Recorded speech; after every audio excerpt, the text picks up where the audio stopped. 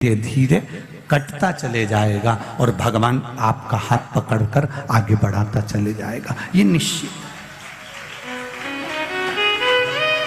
पर उसमें दिखावा नहीं होना चाहिए, उसमें आपका जल चढ़ाने में छल नहीं होना चाहिए, जल में छल को दूर कर दो।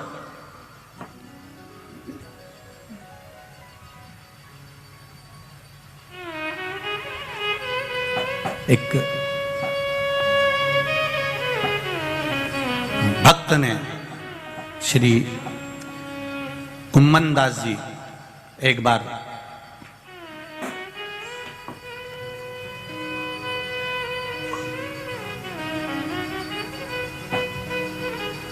ब्रजमंडल में श्री कुम्मन दास जी रहते थे, भगवान कृष्ण के ठाकुर जी के परम उपासक।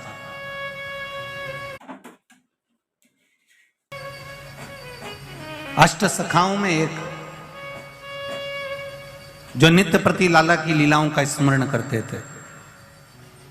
एक बार उन्होंने अपने पुत्र रघुनंदन से कहा, रघुनंदन तुम ठाकुर जी की सेवा में लग जाओ, मुझे वृंदावन में थोड़ा सा प्रवचन देने के लिए बुलाया गया है। अगर मैं नहीं जाता हूं इन संतों के बीच में, इन साधुओं के बीच में, इन गुरुओं के बीच में, अगर मैं प्रवचन देने के लिए नहीं पहुंचूंगा तो लोग कहेंगे कि इनको अभिमान आ गया, इसलिए मुझे जाना पड़ेगा। रघुनंदन ने पूछा, पिताजी सेवा कैसे करना है? बस मैं सामग्री बनाकर चले जाऊंगा, प्रसाद बनाकर सामग्री रखकर चले जाऊंगा, तुम ठाकुर जी को अरोगा देना, अरोगा कर प्रसादी रख लेना, मैं आऊंगा पालूंगा, आप भी पाले।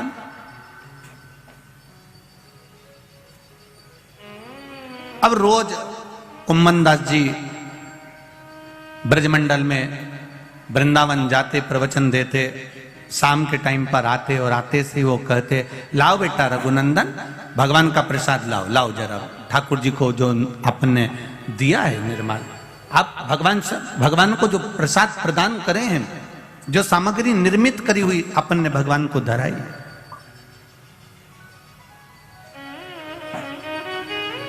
लाइए जरा लाओ। रघुनंदन ने कहा कि भगवान की प्रसादी, हाँ वो तो भगवान पूरी खा गया।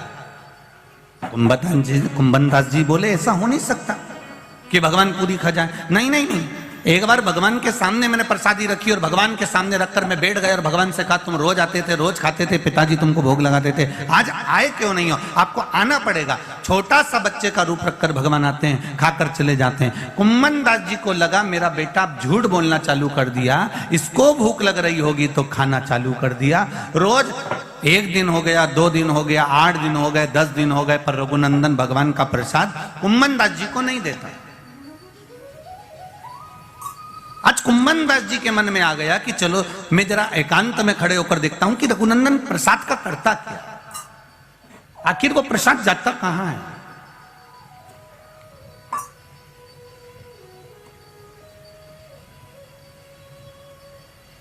रघुनंदन ने भगवान को पुकारा, आइए लाडले भोग लगाइए। भगवान बच्चे का रूप रखकर आए। आज कुम्मन दास जी ने एक काम करा था, जब प्रवचन देने जा रहे थे तो उससे पहले लड्डू बनाकर रख दिए थे कि आज लड्डू का प्रसाद भगवान को धराएगा, और रखकर कुम्मन दास जी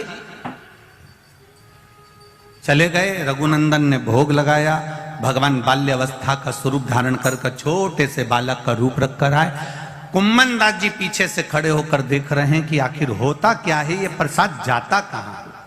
तब क्या देखा कुम्मन दास जी ने कि एक छोटा सा बच्चा आया, उसने एक हाथ में लड्डू उठाया, दूसरे हाथ में लड्डू उठाया, और एक लड्डू हाथ का लेकर जा रहे थे मुख की ओर, और दूसरा लड्डू हाथ में था वो नीचे की ओर था। और इतने में कुम्मन दास जी सामने आकर खड़े होकर भगवान के चरण पकड़ लिए, लाला बड़ी कृपा करी आपने, आज लड्डू का भोग लगाया।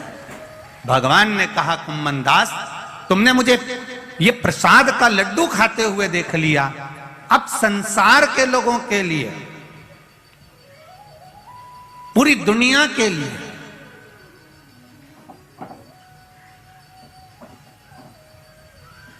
अगर मान लो वो प्रसाद घर में नहीं भी है, मान लो घर में प्रसाद नहीं भी पहुंचा है, तो मेरे भगवान कृष्ण कह रहे हैं कुम्बन दास तुमने जो लड्डू प्रसाद को मेरे हाथ में देखा है, दुनिया के लोग भले अब घर में प्रसाद पहुंचे ना पहुंचे, पर मेरी ये लड्डू गोपाल की जो मूर्ति है, मात्र अगर इसका दर्शन ही कर लेंगे तो संपूर्ण तीर्थों के प्रसाद का फल उनको प्राप्त हो जाता है।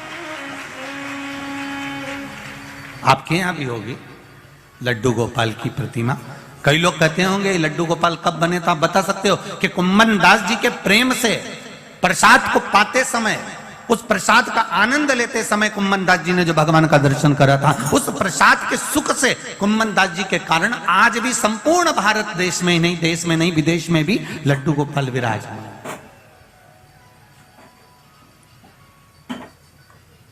प्रसाद की मूलता को कुम्मन दास जी किया,